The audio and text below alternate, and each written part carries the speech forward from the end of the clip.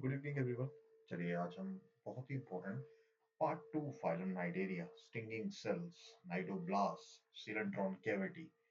सो हमने last time body wall तक किया था और बॉडी वॉल को हमने बहुत ही डिटेल में किया था और उसके अलावा हमने नाइडोब्लास्ट का पूरा स्ट्रक्चर किया था, किस तरह से वो किसी के ऊपर हमला करते हैं। और नाइडोब्लास्ट हमने ये भी कहा था कि वो फूड कैप्चर में हेल्प करते हैं, है ना? समझ आ रही है बात?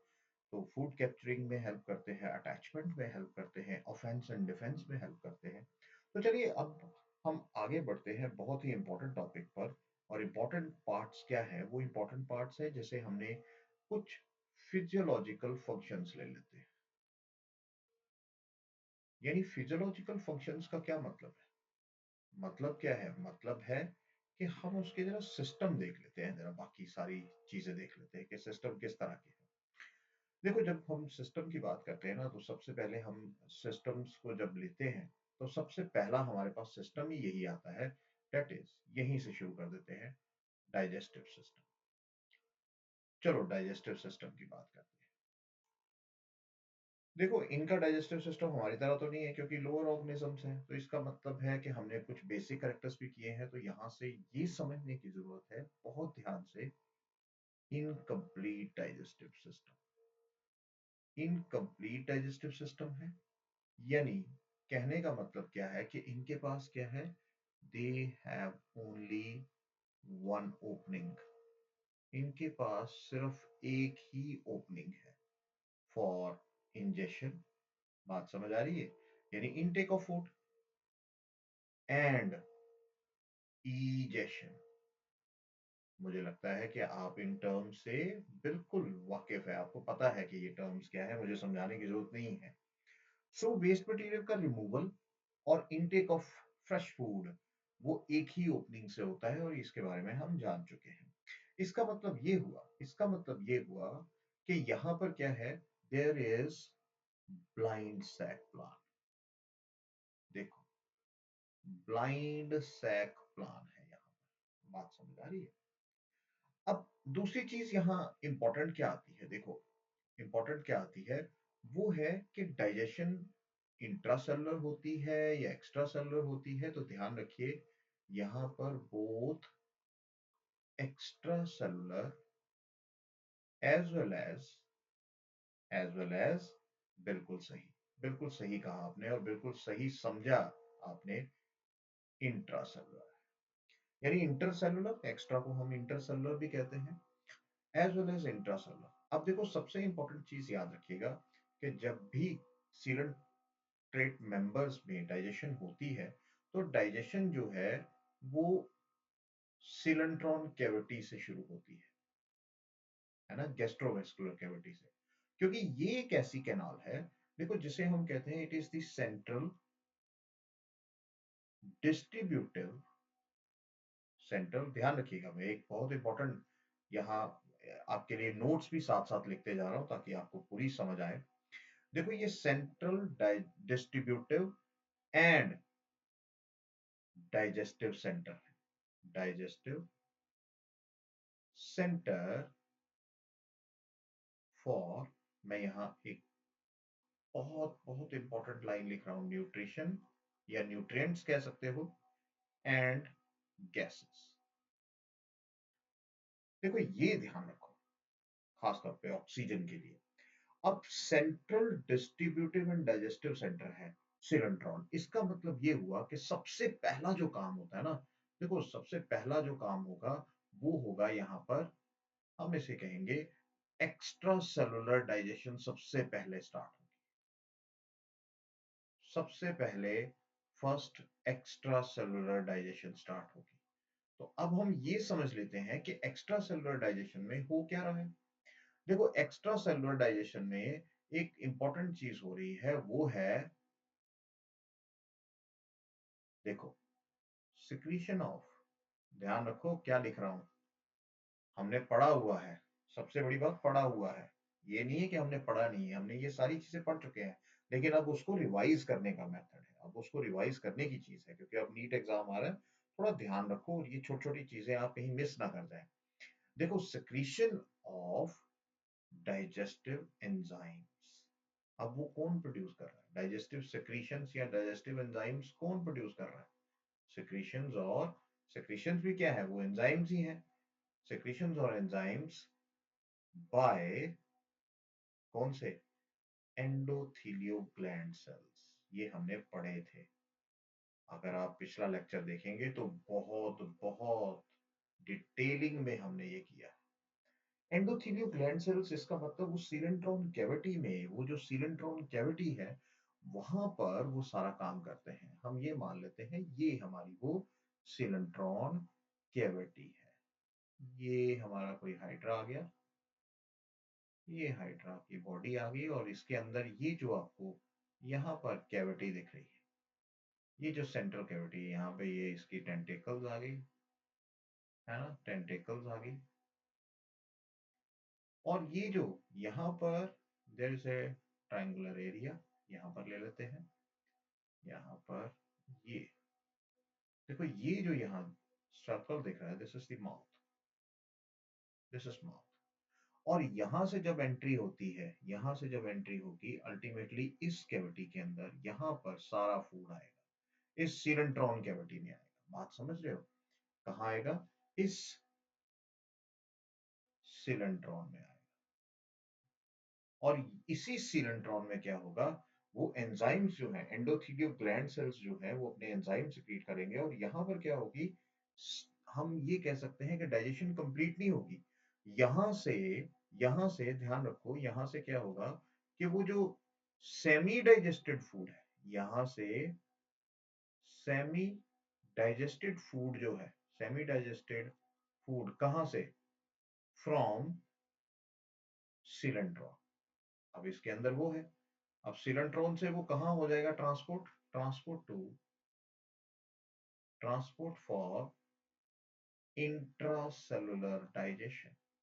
देखो, अब इंट्रासेलुलर डाइजेशन के लिए वो चला जाएगा, कहाँ जाएगा?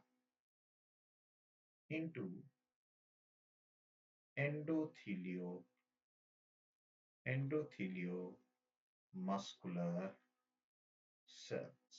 अब बात समझ आई आपको? अब ये एंडोथीलियो मस्कुलर सेल्स क्या करेंगे? नेचुरली उनके पास सीडोपोडिया है, हमने वो सेल्स पढ़े हैं, क्लियर है ना बात? हमने वो सेल्स पढ़े हैं, इस तरह के लार्ज सेल्स थे, और इनके पास इस तरह से सीडियोपोडिया भी थे, न्यूक्लियस था इसके अंदर, क्लियर? और ये जो सीडियोपोडिया के ऊपर यहाँ पर क्या थे? अगर आप देखो तो इसके अंदर वो फूड जो है, सेमी डाइजेस्टेड फूड जो है, वो अंदर आ जाएगा। So this is the semi digested food, या हम इसे फूड वैक्यूल भी कह सकते हैं। तो यहाँ पर क्या होगी? डाइजेशन कंप्लीट होगी, ये अपने एंजाइम सेक्रेट करेगा, और यहाँ पर डाइजेशन कंप्लीट होगी। एंड देन, और उसके बाद ये जो फूड है, digested food, digested food is transported, अब देखो, transported to all parts, to the all parts of the coelenteron body.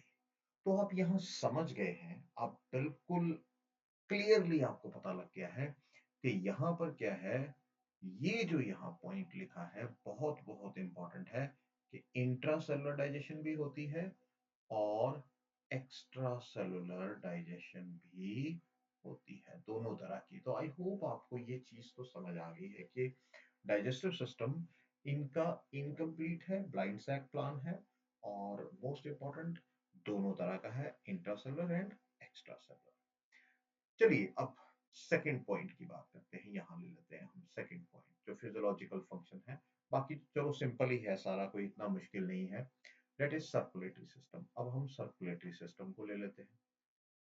देखो, समझो, जब हम सर्कुलेटरी सिस्टम की बात करते हैं, तो सर्कुलेटरी सिस्टम यहाँ कोई, अगर मैं सिंपल से कहूँ तो एब्सेंट है, कोई फ्लूइड सिस्टम या ऐसा कुछ नहीं होता। लेकिन लेकिन लेकिन बात समझने वाली ये है, बात समझने वाली ये है कि यहाँ पर सर्कुलेशन तो होती है भाई। सर्कुलेशन किसकी होती है? सर्कुलेशन ऑफ, अभी आपने पढ़ा, सर्कुलेशन ऑफ न्यूट्रिएंट्स होती है, होती है कि नहीं? Circulation of semi digested food होती है, बिल्कुल होती है सर। सेमी डाइजेस्टेड फूड होती है, बिल्कुल होती है, बात सही है। फिर उसके बाद फुली फुली डाइजेस्टेड फूड बिल्कुल होती है, इसकी भी सर्कुलेशन होती है, होती तो है। कौन करता है इस फुली डाइजेस्टेड फूड की सर्कुलेशन? ये हमें पता है, एंडोथेलियो मस्कुलर सेल्स। और सेमी डाइजेस्टेड फूड को कौन भेजता है? अल्टीमेटली सीरेंट्रॉन से एंडोथेलियल ग्लैंड सेल्स जो है ये रिस्पॉन्सिबल है। तो यहाँ सर्कुलेशन तो होती है, लेकिन यहाँ एक चीज और बड़ी इंपॉर्टेंट है। वो इंपॉर्टेंट क्या है कि सर्कुलेटरी सिस्टम के लिए जो रिस्पॉन्सिबल है, जो डिस्ट्रीब्यूटिव एरिया है, वो कौन सा है? वो अभी हमने बात की थी, coelenteron is the primary distributive area, हम ऐसा कह सकते हैं, है ना।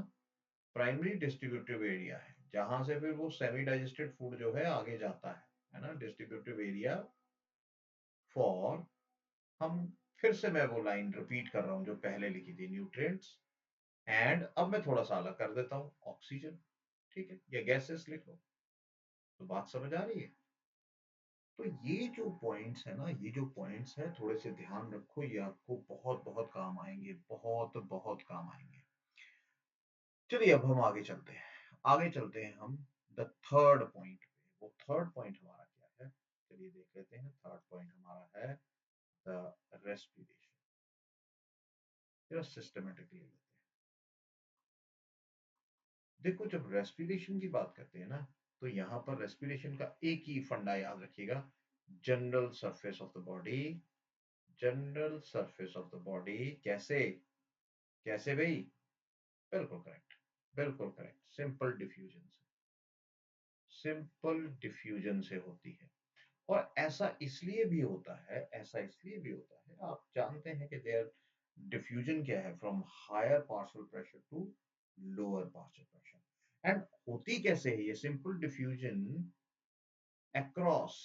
ये जो पूरा प्रोसेस है, process occurs across, occurs across किसके होगा? देखो सिंपल सी बात है, अक्रॉस थिन बॉडी वॉल, क्योंकि बॉडी वॉल तो थिन है, इसके थ्रू ही होगा। दूसरी चीज यहाँ एक और इंपॉर्टेंट याद रखो, there is direct exchange of gases, direct exchange। देखो, डायरेक्ट एक्सचेंज हो रहा है गैसेस का, किसके साथ? बॉडी सेल्स के साथ। Gases with body cells via, हम कह सकते हैं वाया बॉडी वॉल। क्लियर? तो सिंपल सा फंडा है, यहाँ तो कोई बड़ी बात ही नहीं है, कोई ज्यादा टेक्निकलिटी भी नहीं है। सोचो, अब देखो नेक्स्ट आ जाता है एक्सक्रीशन। जब हम एक्सक्रीशन की बात करते हैं तो देखो, एक्सक्रीशन को भी याद रखिएगा, ये भी general surface of the body, general surface of the body. और यहां पर भी एक चीज याद रखिएगा, वो क्या है? यहां पर भी वही प्रोसेस होगा। वो कौन सा है? बिल्कुल सही, बिल्कुल करेक्ट, सिंपल डिफ्यूजन। खुशी ये है कि आपको ये सारी चीजें समझ आ रही हैं। मुझे ये बहुत खुशी होती है कि जब आपको सारी चीजें समझ आ रही हैं, तो वो सबसे हमारे लिए एक अच्छी बात होती है कि जब एक टीचर पढ़ाता है तो उसको ये लगता है कि आपको समझ आ रही है। अब देखो जनरल सरफेस, और यहाँ पर एक चीज और इम्पोर्टेंट याद रखिएगा, एक और इम्पोर्टेंट चीज याद रखिएगा, दैट इज ये अमोनिया एक्सक्रीट करते हैं, तो यानी अमोनोटेलिक है। They are ammonotelic in nature, यानी वो क्या एक्सक्रीट करते हैं? जरा देख लें हम क्या एक्सक्रीट करते हैं। चलो देख लेते हैं जरा, हम कलर कोई दूसरा ले लेते हैं। It is ammonia. क्लियर? बिल्कुल क्लियर है, बिल्कुल क्लियर हो गया। एक्सक्रीशन भी हमारी होगी। अब चलिए नेक्स्ट चलते हैं हम। नेक्स्ट हमारा पॉइंट है द सेंसेशन। देखो, इनके अंदर जो सेंसेशन है ना, वो बड़ी अच्छी होती है। वो इतनी मतलब अच्छी क्यों होती है, मैंने ऐसा क्यों कहा? हालांकि इतनी डेवलप नहीं होती, लेकिन अच्छी होती है। क्यों होती है? क्योंकि इनके अंदर क्या है, कुछ स्पेशलाइज्ड सेल्स होते हैं। देखो, कुछ स्पेशलाइज्ड सेल्स होते हैं, और वो स्पेशलाइज्ड जो सेल्स हैं वो कौन कौन से हैं जरा देख लेते हैं। एक तो देखो, सबसे इंपॉर्टेंट चीज है, एक है नाइडोप्लास्ट। ये तो इंपॉर्टेंट है सेंसेशन के लिए, नेचुरली। दूसरे यहाँ क्या होते हैं? There are present statocysts. ये भी प्रेजेंट होते हैं। और तीसरी चीज यहाँ क्या होते हैं, ऑसिलाई। देखो तीन ऐसे स्ट्रक्चर्स आपने यहाँ मैंने लिख दिए हैं जो आपके लिए बहुत बहुत इंपॉर्टेंट हो सकते हैं as far as the examination point of view. अब यहाँ पर जब हम ये देखते हैं कि यहाँ नाइडोब्लास्ट क्या करता है, देखो नाइडोब्लास्ट का एक बड़ा इंपॉर्टेंट फंक्शन, वो क्या है, वो किसी भी चीज को सेंस कर लेता है, जो भी इसके आजू बाजू कुछ भी होगा। सो सेंस एनीथिंग अराउंड इट, है ना, एनीथिंग अराउंड इट। देखो बात सही है, बात सही है सर। अब नेचुरली वो फिर क्या करेगा, वो अपना एक फंक्शन करता है, हम पढ़ चुके हैं, फूड कैप्चर करेगा या ऑफेंस करेगा, डिफेंस करेगा या फ्ली करेगा, एस्केप कर जाएगा, कुछ ना कुछ तो करेगा। स्टेटोसिस्ट, देखो ये भी बड़े इंपॉर्टेंट है, ये बैलेंसिंग ऑफ बैलेंसिंग ओरिएंटेशन, है ना, of body during during movement और लोकोमोशन, हम ऐसा कह सकते हैं ड्यूरिंग स्विमिंग, लिख लो, चलो ये भी ठीक है, ये भी ठीक है। तो ओरिएंटेशन ऑफ बॉडी है, बैलेंस है, या हम ऐसा भी कह सकते हैं कि डायरेक्शन ऑफ मूवमेंट, वो भी स्टैटोसिस्ट ही तय करता है, इसी से पता चलता है उसकी डायरेक्शन ऑफ मूवमेंट।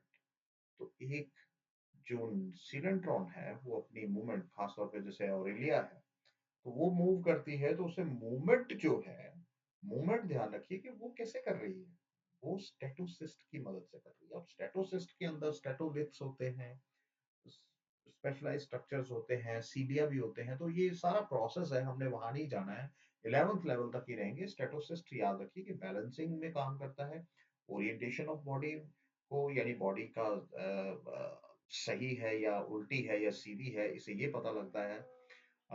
उसके बाद डायरेक्शन ऑफ मूवमेंट का पता लग जाता है इसको। तो ये सारी चीजें जो है आपने ध्यान में रखनी है। और लास्ट हमारे पास आ जाता है ऑसिलाई। अब देखो ऑसिलाई क्या करता है, ऑसिलाई का याद रखिएगा, photo sensitive in nature, so light sensitivity, clear. तो ये ध्यान रखिए, बात समझ आ गई। ये तीनों फंक्शंस आपके लिए बहुत बहुत इंपॉर्टेंट है। अब चलिए आगे चलते हैं, आगे हमारे पास आ जाता है, नेक्स्ट हमारे पास आ जाता है छठा पॉइंट। देखो छठा पॉइंट हमारे पास आ जाता है नर्वस सिस्टम। जरा नर्वस सिस्टम की बात करें। अब नर्वस सिस्टम यहाँ कैसा है, क्या कोई एडवांस है, क्या कोई ब्रेन है, नहीं, बिल्कुल नहीं, ऐसा बिल्कुल भी नहीं है। इनका नर्वस सिस्टम जो है, ध्यान रखिए, it is simple, it is simple nervous system, simple nervous system. अब सिंपल नर्वस सिस्टम क्यों कह रहा हूं मैं, वो इसलिए कह रहा हूं क्योंकि यहां पर क्या होता है, there is diffused nerve net, diffused nerve net. Diffused nerve net का मतलब क्या है, डिफ्यूज्ड नर्व नेट का मतलब है कि जो नर्व्स है या नर्व सेल्स है, सॉरी नर्व सेल्स है, नर्व सेल्स जो है दूर दूर है, बॉडी में पूरी तरह से फैले हुए हैं। सो उस तरह का नेटवर्क जहां पर पूरी बॉडी में आपको वो सिंपल नर्व सेल्स दिखाई देते हैं और थोड़े दूर दूर है उनका जो जो बेसिकली डिस्टेंस है थोड़ा सा अवे फ्रॉम ईच अदर है, दैट इज कॉल्ड डिफ्यूज्ड। और यहाँ पर एक इंपॉर्टेंट चीज याद रखिएगा, वो क्या है कि यहाँ पर जो नर्व सेल्स हैं वो भी कैसे हैं, ए पोलर, ए पोलर है, या जिसे हम नॉन पोलर भी बोलते हैं। ए पोलर का मतलब क्या है, इसका मतलब क्या हुआ, देखो ए पोलर का मतलब याद रखिएगा कि जब भी किसी भी नर्व सेल्स के अंदर हम एक्सॉन और डेंड्रॉन को डिफरेंशिएट नहीं कर सकते हैं, क्योंकि एक नर्व सेल के अंदर क्या होता है, एक नर्व सेल के अंदर इस तरह से उसकी एक साइटोन बॉडी होती है ना, एक साइटोन बॉडी होती है, ये एक्सॉन आ गया, एक्सॉन के बाद ये टर्मिनल आर्बोराइजेशन आ गई, और यहाँ पर क्या होते हैं, ये ब्रांचेस होती हैं, बिल्कुल, बिल्कुल सही सर। और ये जो ब्रांचेस होती हैं इन्हें हम डेंड्राइट्स कहते हैं या डेंड्रॉन्स कहते हैं, डेंड्रॉन्स, ये तो बेसिकली डेंड्राइट्स ही हैं। डेंड्रॉन यहाँ से आ जाता है, फिर डेंड्राइट्स आ जाते हैं। चलो एक ही बात रखते हैं, ये साइटोन बॉडी है, ठीक है, जिसे हम सेल बॉडी भी कहते हैं। और यहाँ पर एक्सॉन है, बिल्कुल क्लियर। अब यहाँ देखो, एक्सॉन और डेंड्रॉन और डेंड्राइट्स जो है क्लियरली विजिबल है, लेकिन जो ए पोलर होते हैं ना, यहाँ याद रखिएगा, देयर इज नो डिफरेंशिएशन। बात समझ आई? आ गई, बिल्कुल आ गई। No differentiation of axon and dendron. बात समझ है? तो देखो, हम हर एक चीज को लेंगे, यूनिपोलर भी होते हैं, बाईपोलर भी होते हैं, मल्टीपोलर भी होते हैं। तो जैसे ये हमने ड्रॉ किया है, नॉर्मली आप 10th लेवल पर ये पढ़ते हैं, तो ये मल्टीपोलर है। यूनिपोलर भी होते हैं, बाईपोलर भी होते हैं, उसकी बात करेंगे हम, अभी यहाँ नहीं लेंगे हम। तो ध्यान रखो, no differentiation of axon and dendron. ऐसे नर्व सेल्स को हम क्या कहते हैं? एपोलर। अगर हम इसका स्ट्रक्चर ड्रॉ करने की कोशिश करें, तो हमें ये कुछ इस तरह से दिखाई देगा। देखो, इस तरह से दिखाई देगा। देखो यहाँ पर आप क्या देख रहे हो? आप ये देख रहे हो कि यहाँ पर कुछ तो ऐसे जो प्रोसेसेस हैं, जहां पर आप ब्रांचिंग देख रहे हो, है ना? ये जैसे ब्रांचिंग आप देख रहे हो, ये ब्रांचिंग आप देख रहे हो। कहीं आप देख रहे हो जैसे ये पोर्शन है, यहाँ पर आप ब्रांचिंग नहीं देख रहे हो। तो ये जो ब्रांचिंग होती भी है, नहीं भी होती है, ये processes, these processes are known as neuroids. और ये जो न्यूरॉइड्स होते हैं, इनमें क्या है? देयर मे बी ब्रांचिंग और may not be any branch. Simple हो सकते हैं। अब यहाँ पर क्या है? क्या आपको कोई डिफरेंशिएशन नजर आ रही है एक्सॉन और डेंड्रॉन में? भाई बिल्कुल नहीं नजर आ रही है। तो इसका मतलब क्या हुआ? इसका मतलब हुआ कि जो यहाँ से इंफॉर्मेशन जाएगी, इंपल्सेस जाएंगी, देखो, अब जो इंपल्सेस जाएंगी, मूव इन ऑल डायरेक्शंस। बात समझ आई? इंपल्सेस जो है, they move in all direction. लेकिन यहाँ पर क्या होता है? अगर यहाँ से कोई इम्पल्स आई, तो वो इसी एरिया से यूनिडायरेक्शनल फ्लो होता है उसका, है ना? वो अगले न्यूरॉन में चली जाती है। और यहाँ पर क्या है? यहाँ भी जा सकती है, इधर भी जा सकती है, इधर भी जा सकती है ना? इधर से इधर जा सकती है, कहीं भी मल्टी डायरेक्शनल फ्लो है। तो हम कहते हैं impulses move in all directions. तो सिंपल नर्वस सिस्टम। बात समझ आ गई? बिल्कुल समझ आ गई। चलिए, चलिए अब आगे चलते हैं। आगे एक और इम्पोर्टेंट पार्ट आ जाता है हमारा, सेवंथ पार्ट। चलिए इसे ले लेते हैं, सेवंथ पार्ट ले लेते हैं, द स्केलेटन। अब देखो, स्केलेटन इसका कैसा है? देखो, बात रखिएगा कि मोस्टली यहाँ क्या है? हाइड्रोस्टैटिक स्केलेटन होता है, यानी उसकी बॉडी के अंदर क्या है? There is fluid filled body होती है। फ्लूइड फिल्ड बॉडी होती है, जो अल्टीमेटली उसका shape and size, rigidity, shape, size, rigidity सब मेंटेन करती है। क्लियर? लेकिन उसके साथ साथ देखो, उसके साथ साथ एक और चीज ध्यान रखो, एक और चीज ध्यान रखो। वो क्या? वो ये है कि कुछ ऐसे सीलेंट्रॉन्स हैं, सीलेंट्रेटा मेंबर्स हैं, विच आर हार्ड। और वो क्यों हार्ड हो जाते हैं? Due to the presence of calcium carbonate. और वो कौन से हैं? जैसे corals, they become hard structures हो जाते हैं, वो काफी हार्ड स्ट्रक्चर्स हो जाते हैं। और हार्ड स्ट्रक्चर्स होने के साथ साथ वहां क्या होता है? किसकी वजह से होते हैं? Due to the calcium carbonate की वजह से। कुछ ऐसे सी एनिमोन्स भी हैं, there are certain sea anemones, sea anemones. चलिए एक मिनट। सो देखो, कुछ ऐसे सी एनिमोन्स हैं जो क्या करते हैं? देयर आर फ्यू, मैं सभी की बात नहीं कर रहा हूं, तो ध्यान रखिए, यहां मैं साफ साफ लिखता हूं फ्यू। कुछ ऐसे सी एनिमोन्स हैं जो क्या करते हैं? दे इनकॉर्पोरेट, देखो वो अपनी बॉडी के अंदर ना सैंड ग्रेन्स डाल लेते हैं। और sand grains for rigidity. Clear? तो देखो, अपने स्केलेटल सिस्टम को या अपनी बॉडी को शेप, साइज, देने के लिए अलग अलग सीरेंट मेंबर्स अलग अलग काम करते हैं, लेकिन मोस्टली एक याद रखिएगा, अगर कभी क्वेश्चन आ जाता है, it is hydrostatic in nature, ये ध्यान रखिए। क्लियर? बिल्कुल क्लियर सर।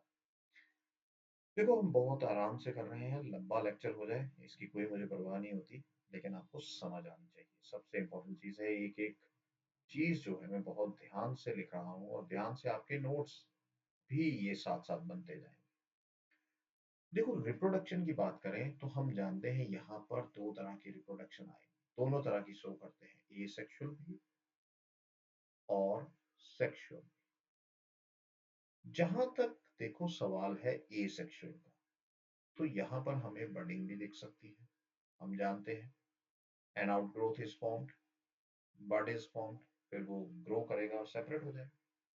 यहाँ हमें फ्रैगमेंटेशन भी दिखती है, ठीक है, यानी बॉडी अगर दो टुकड़ों में बढ़ जाती है तो हर एक टुकड़ा जो है अपना इंडिविजुअल स्ट्रक्चर बना लेगा, इंडिविजुअल सिलेंट्रॉन बॉडी बना लेगा। और इसके साथ साथ अगर हम फिशन की बात करें, जहां पर मोस्टली हमारे क्या होता है, देयर इज फिशन अलग अलग तरह की होती है, ट्रांसवर्स, लॉन्गिट्यूडनल, इरेगुलर। तो यहाँ पर mostly transverse and longitudinal fission देखने को मिलती है। तो यहाँ भी a body divides into two structures. So parent body जब दो में डिवाइड हो जाती है तो हम उसे कहते हैं फिशन। फ्रैगमेंटेशन होता है जब टुकड़ों में टूटती है, छोटे छोटे टुकड़े होते हैं और वो हर एक टुकड़ा जो है वो एक अलग इंडिविजुअल बना होता है। बडिंग क्या होता है, हम पढ़ चुके हैं, एक छोटी सी आउटग्रोथ बनती है, और वो आउटग्रोथ जो है ग्रो कर जाती है and ultimately it forms a new individual. Clear? तो तीनों में कोई कंफ्यूजन नहीं रखना, ठीक है। अच्छा, अब ये जो सेक्सुअल रिप्रोडक्शन है, ये जो सेक्सुअल रिप्रोडक्शन है, अब यहाँ पर ध्यान देने वाली बात है कि ये जो सीरेंटेटा मेंबर्स हैं, ये मोनोइशियस भी होते हैं, यानी बायो बाइसेक्सुअल भी हैं, और डाइशियस भी है, यानी वो कैसे हैं, यूनिसेक्सुअल भी है। तो ध्यान रखिएगा, ये थोड़ा सा कई बार टर्म्स में आपको वो हो जाता है, it is bisexual, both the sexes in the same individual, and it is unisexual, दोनों होते हैं। अब यहां पर जो सेक्सुअल रिप्रोडक्शन होती है, ठीक है, it is with the help of production of, ठीक है, प्रोडक्शन ऑफ जर्म सेल्स। और वो जर्म सेल्स कौन प्रोड्यूस करते हैं, हम जानते हैं इंटरस्टिशियल सेल्स। वो बाद में इन्हीं जर्म सेल से फिर अल्टीमेटली गोनैड्स बनते हैं, और गोनैड्स फिर अल्टीमेटली गैमीट्स प्रोड्यूस करते हैं। और गैमीट्स क्या है, वो male and female gametes, male and female gametes produce करते हैं। तो चलिए जरा हम इस सेक्सुअल रिप्रोडक्शन को जरा थोड़े से ध्यान से समझते हैं कि ये सेक्सुअल रिप्रोडक्शन किस तरह से होती है। क्योंकि हम ये जानते हैं कि यहाँ पर हम ये भली भांति समझते हैं कि there are two forms, polyp and medusa. अब किस तरह से होती है, जरा इसको ध्यान से समझे कि ये क्या चीज है। अब देखो सबसे पहले हम ले लेते हैं कि जैसे सपोज हम इसमें लेते हैं किसी भी सिलेक्ट्रॉन का एक एक लाइफ साइकिल ले लेते हैं, जहां पर लाइफ साइकिल जो है हम जानते हैं मेडुसा अंडरगो सेक्सुअल रिप्रोडक्शन, है ना। ये सेक्सुअल फॉर्म है और ये सेक्सुअल रिप्रोडक्शन करती है। मेडुसा फॉर्म क्या करेगी, इट प्रोड्यूसेस, देखो इट प्रोड्यूसेस, देखते हैं जरा जरा ध्यान से, ये क्या प्रोड्यूस कर रही है, it is producing the sperm and egg, ठीक है, स्पर्म एंड एग, ठीक है। और यहाँ क्या होगी भाई, फर्टिलाइजेशन कौन सी होगी, fertilization is external. Clear? Fertilization कौन सी होगी, फर्टिलाइजेशन यहाँ होगी एक्सटर्नल। क्लियर? जब एक्सटर्नल फर्टिलाइजेशन होगी तो यहाँ पर क्या बनेगा, there is a larva called planula larva, planula larva. अब ये प्लेनुला लार्वा क्या करता है कि ये अल्टीमेटली बॉटम पे सेटल हो जाता है, सीडेंटरी लाइफस्टाइल में आ जाता है। पहले तो घूमता रहता है और फिर अल्टीमेटली ये सीडेंटरी लाइफ साइकिल पे आके अल्टीमेटली सीडेंटरी हो जाता है, and settle down to to form polyp body. देखो अब ये क्या बना रहा है, पॉलिप। प्लेनुला क्या बना रहा है, पॉलिप बना रहा है। अब पॉलिप क्या करता है, पॉलिप आगे एक प्रोसेस करता है। वो प्रोसेस क्या होता है, the process is known as strobilation. अब स्ट्रोबिलेशन का मतलब क्या है, स्ट्रोबिलेशन का एक तरह से मतलब है बडिंग करना। यानी वो क्या करेगा, देखो वो थोड़ी सी, यानी कुछ इमेच्योर इमेच्योर स्ट्रक्चर्स बनेंगे। और वो इमेच्योर स्ट्रक्चर्स क्या होंगे, वो इमेच्योर स्ट्रक्चर्स होंगे द, हम ऐसा कह सकते हैं, Medusa forms. Immature Medusa forms होंगी। तो इमेच्योर स्ट्रक्चर्स होंगे। और किस तरह से होंगे, मैं इधर ड्रॉ भी कर देता हूं, ये कुछ इस तरह से, यहां से ये इस तरह से अलग होते जाएंगे, बहुत से स्ट्रक्चर्स इस तरह से। बार बार बडिंग होगी, स्ट्रोबिलेशन कुछ मैकेनिज्म है एक बडिंग जैसा, जहां पर क्या है, ये कुछ कुछ हम कह सकते हैं synthesis of protein and other structures होता है। और अल्टीमेटली यहाँ पर क्या है, कुछ चेंजिंग आती है बॉडी के अंदर, इस पॉलिप फॉर्म के अंदर कुछ चेंजिंग आती है। और उस चेंजिंग से क्या है, अल्टीमेटली क्या है, there arise some structures known as immature structures, जिन्हें हम इमेच्योर मेडुसा भी कह सकते हैं। मैं सिंपल 11th के हिसाब से रखूंगा, हालांकि इसको ये नहीं कहते, याद रखिएगा, it is known as scyphistoma. लेकिन हम सिंपल बात याद रखते हैं कि इसको क्या है, इमेच्योर मेडुसा है। अब ये इमेच्योर मेडुसा क्या करेंगे, ये ultimately grow into mature Medusa. ठीक है, ये अल्टीमेटली किसमें हो जाएंगे, ग्रो इनटू मैच्योर मेडुसा। अब ये ध्यान रखो, देखो अब अगर मेडुसा से लेकर इस पॉलिप तक हम पूरी कहानी को देखें, तो ये क्या है, एक सेक्सुअल फेज है उसकी लाइफ साइकिल का। और अगर यहां से पॉलिप से लेकर आगे चले, जहां हम ये देख रहे हैं कि यहां पर एक तरह से बडिंग हो रही है, तो ये क्या है, ये सेक्सुअल फेज है। बात क्लियर हो रही है। तो इसीलिए हम कहते हैं कि जो पॉलिप है, ध्यान रखो यहां पर मैं एक चीज लिखने लगा हूं, polyp shows A sexual reproduction. And Medusa क्या करती है, Medusa shows sexual reproduction. So I hope आपको ये चीज बहुत बहुत, मैंने कोशिश की है कि आपको आराम से ये सारी चीजें समझ आ जाए, है ना। ये समझ आना भी चाहिए क्योंकि बहुत जरूरी है, बहुत बहुत जरूरी है। अच्छा चलो आगे चलते हैं, आगे चलते हैं हम। नेक्स्ट पॉइंट क्या है, ये 9th पॉइंट है, जरा 9th पॉइंट को देख लेते हैं कि 9th पॉइंट क्या है। देखो जब हम 9th पॉइंट की बात करते हैं तो ये आ जाता है हमारा डेवलपमेंट। चलो डेवलपमेंट ले लेते हैं। देखो डेवलपमेंट की जब बात करें तो डेवलपमेंट क्या है, यहाँ पर है डायरेक्ट भी होती है, देखो डायरेक्ट भी होती है और इनडायरेक्ट भी होती है, दोनों तरह की होती है। ठीक है, तो ये याद रखिएगा। लेकिन डायरेक्ट जो है बहुत ही कम सिलेंट्रॉन मेंबर से, सिलेंट्रेटा मेंबर्स में होती है, वेरी फ्यू, बहुत ही कम। तो नाम याद रखने की जरूरत भी नहीं है। लेकिन इनडायरेक्ट होती है by a larval form, larva larval form known as, उसे हम क्या कहते हैं, that is known as planula larva, planula larva. तो ये चीज आपने, ये जो स्ट्रक्चर है आपने याद रखना है, ये जो चीज है ये आपने बहुत बहुत important, need point of view से ये आपने याद रखनी है। ये एग्जामिनेशन में भी आता है, ऐसा कोई बात नहीं है। अच्छा अब देखो यहाँ पर एक कुछ कुछ इंपॉर्टेंट जो मैं पॉइंट्स आपको बताना चाहता हूँ अबाउट दिस फाइलम। जो आपको बहुत हेल्प करेंगे एग्जामिनेशन में। देखो, जैसे सबसे पहला,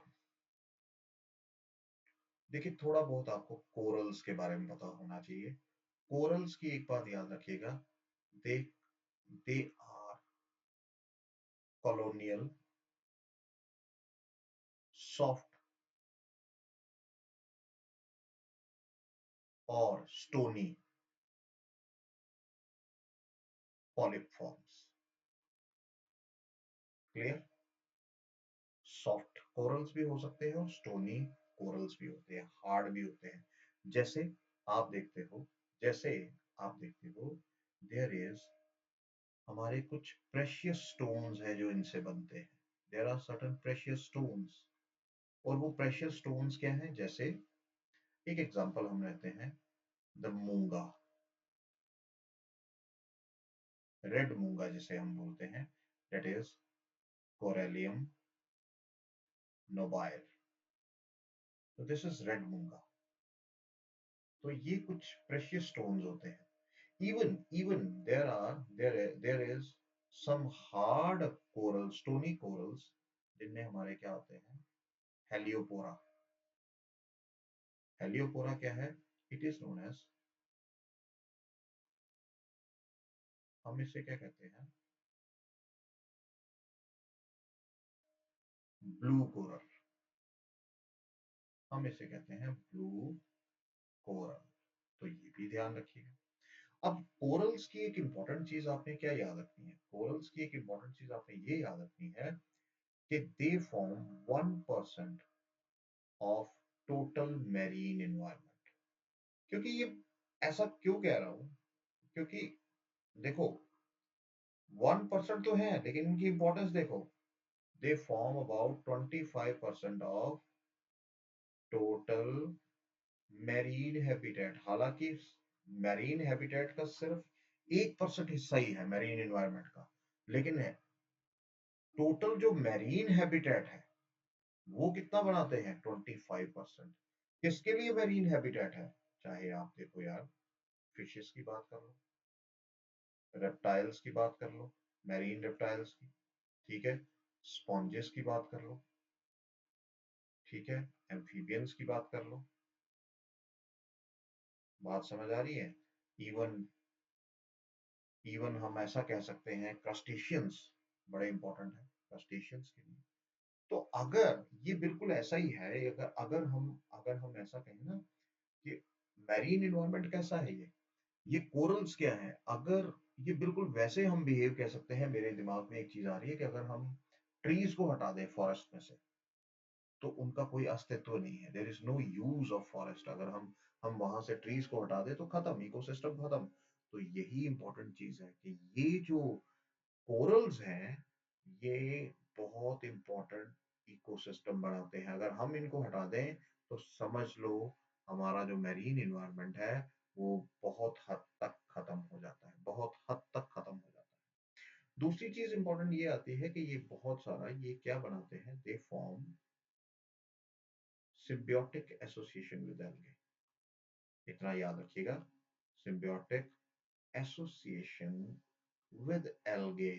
algae के साथ ये बहुत इंपॉर्टेंट, एक दूसरे की बहुत मदद करते हैं। algae फोटोसिंथेसिस कर रहे हैं, वो इसको न्यूट्रिएंट्स दे रहे हैं उसके बदले में। सो बहुत इंपॉर्टेंट है एक दूसरे को खाना और न्यूट्रिएंट्स और सनलाइट, ये सारी चीजें एक दूसरे के साथ चलती हैं। अगर सिम्बियोटिक एसोसिएशन है, नेचुरली किसी को कोई नुकसान नहीं हो रहा है, दोनों को फायदा ही हो रहा है।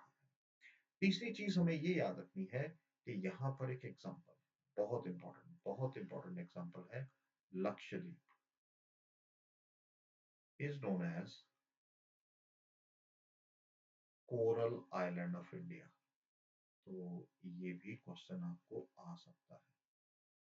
हालांकि और भी हैं, जैसे great barrier reef of Australia, ठीक है, तो ये भी एक कोरल रीफ है। और बहुत ही खूबसूरत होते हैं, बहुत ही शानदार होते हैं स्ट्रक्चर्स जिनको हम देखते हैं। तो ये ध्यान रखिएगा। अच्छा, उसके बाद हमारे पास क्या आ जाता है? उसके पास हमारे पास आ जाता है कुछ एग्जाम्पल्स। और एग्जाम्पल्स को हम कैसे करेंगे? चलो मैं यहाँ लिख लेता हूँ। कुछ एग्जांपल्स हैं।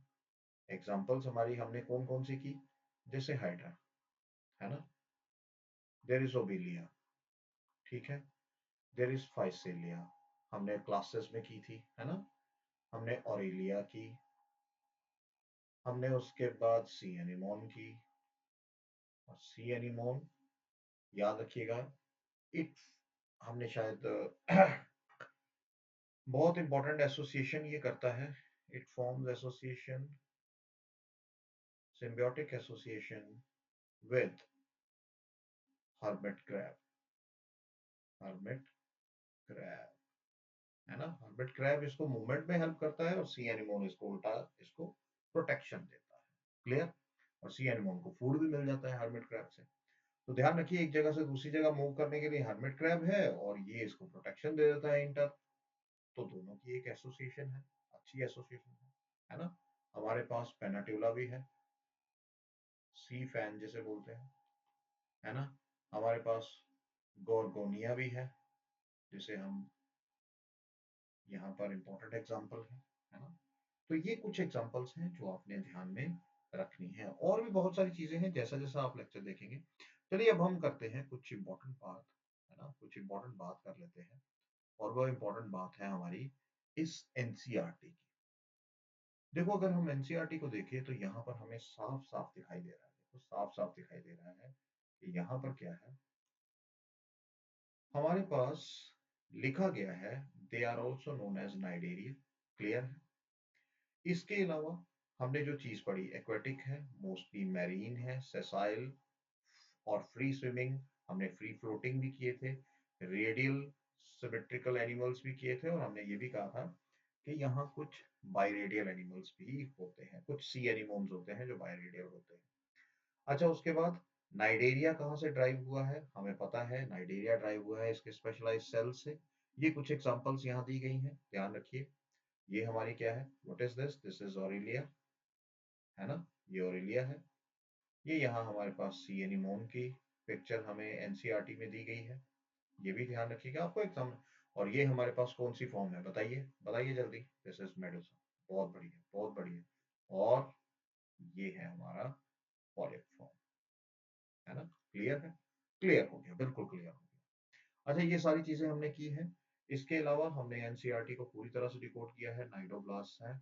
उसके बाद हमने निमेटोसिस्ट के बारे में भी पढ़ा था, बिल्कुल पढ़ा था सर। ओपर्क्यूलम होता है, नाइडोसील होता है, उसके अंदर सपोर्टिंग थ्रेड्स होते हैं, उसके अंदर थ्रेड ट्यूब होती है, हमने सारी चीजें पढ़ी थी।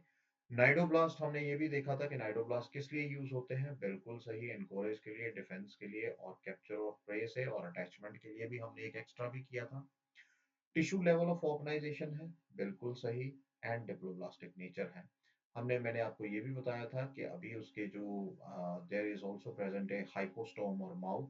देखिए, देयर इज ट्रायंगुलर रीजन, हमने अभी बात की थी कि ट्रायंगुलर रीजन होता है, और उस ट्रायंगुलर रीजन के ऊपर इस तरह से यहाँ पर एक कैविटी जैसी होती है, एक छोटा सा स्ट्रक्चर होता है जिसे हम माउथ कहते हैं हाइड्रा में, और सिरेंटेटा मेंबर्स में। सो यहाँ वही चीज दी गई है जिसको हमने आराम से किया, और उसके अंदर गैस्ट्रोवेस्कुलर कैविटी होती है ना, गैस्ट्रोवेस्कुलर कैविटी होती है, जरा ध्यान दे लो। अगर हम यहाँ देखें तो ये हमारी, ये देखिए, ये गैस्ट्रोवेस्कुलर कैविटी है ना। ये जो अगर हम देखें, जैसे हम सीलेंट्रॉन कहते हैं, है ना, सीलेंट्रॉन कहते हैं। तो ध्यान रहेगा, बिल्कुल जी, ध्यान रहेगा, और रहना भी चाहिए। हमने बहुत बहुत मेहनत कर रहे हैं हम। अच्छा, दूसरी चीज मैंने आपको एक और चीज कही कि भाई देखो, कोरल्स भी होते हैं, और यहाँ पर कैल्शियम कार्बोनेट की वजह से ये प्रेजेंस होते हैं, हार्ड भी होते हैं, सॉफ्ट भी होते हैं। और नाइडेरियंस जो हैं वो दो बेसिक स्ट्रक्चर में, पॉलिप और मेडुसा, और हमने ये भी कहा सेसाइल है, हाइड्रा जो है, हाइड्रा सेसाइल है और सिलिंड्रिकल फॉर्म में होता है। पॉलिप फॉर्म खासतौर पे एडेंसिया है, सॉलिटरी और कॉलोनियल भी हो सकती हैं, और ये एसेक्सुअल फॉर्म्स हैं। हमने ये भी कहा कि जहां पर अगर हम मेडुसा की बात करें तो वो अम्ब्रेला शेप है, हमेशा सॉलिटरी रहता है, फ्री स्विमिंग है जैसे ऑरेलिया और जेलीफिश, और ये क्या है, सेक्सुअल रिप्रोडक्शन शो करते हैं। अब नाइडेरियन जो है, दोनों में अगर देखा जाए तो अल्टरनेशन ऑफ जनरेशंस होती है, मेटाजेनेसिस, यानी इनमें मेटाजेनेसिस का मतलब ही यही है कि दोनों जगह पर होता क्या है, देयर इज, अगर मैं इसको डिस्क्राइब करने की कोशिश करूँ तो इनके लाइफ साइकिल में सेक्सुअल एंड एसेक्सुअल फेज आता है, उसे हम मेटाजेनेसिस कहते हैं। और जहां तक मैं बात करूं तो याद रखिएगा अल्टरनेशन ऑफ जनरेशन एक क्वेश्चन आता है नीट में एक क्वेश्चन आता है, जरा इसको ध्यान दे दो। वो है Obelia which shows alternation of generation. बड़ी बार क्वेश्चन आता है, ये ध्यान रखिए। ये अल्टरनेशन ऑफ जनरेशन शो करता है, ठीक है। बात ये मेरी गांठ बांध के याद रखिए। अच्छा, दूसरी चीज ये भी याद रखिएगा, जैसे हाइड्रा है ना, हाइड्रा है, ये सिर्फ पॉलिप फॉर्म शो करता है, ठीक है। उसके बाद अगर आप कोरल्स की बात करें तो ये भी पॉलिप फॉर्म शो करते हैं, ठीक है। तो और भी एक आधा हो सकता है, पर जो मेरे अभी दिमाग में आ रहा है वो यही है। अच्छा, उसके बाद अगर आप कहो तो अ, जैसे अब हमारे पास क्या आ गया, ये हमारे पास है ओबिलिया की एग्जांपल दी गई है यहाँ पर।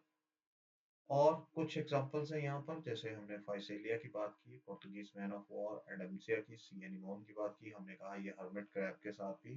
पेनाटिबुला sea fan, it is the only bilateral having bilaterally symmetrical organism, है ना, बाइलेटरल सिमेट्री होती है इसमें, ये ध्यान रखिएगा।